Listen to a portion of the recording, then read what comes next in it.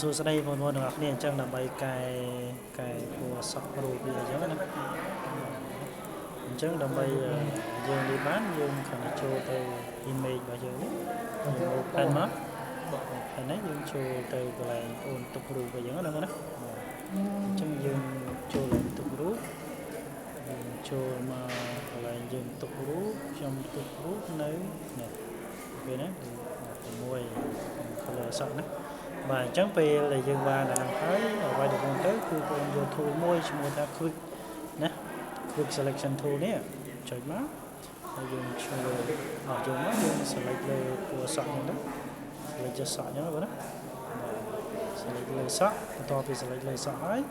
យើងចូលទៅក្នុង selection យកពាក្យ modify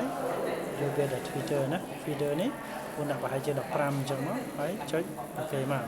បន្តមកទៀតបងអាចនៅក្នុងនេះបងអាចចុចនេះកន្លែងនេះបានណាលើកមិញអញ្ចឹងអញ្ចឹងបងចុចកន្លែងហ្នឹងក៏បានបងមិនបាច់ចុចអានេះក៏បានដែរយកអានេះយក full saturation មកក៏បានបន្តមកបងអាចទាញយកបានតាមចិត្តដែលបងចង់ដូរណាការដូរពណ៌សក់ណាបងណា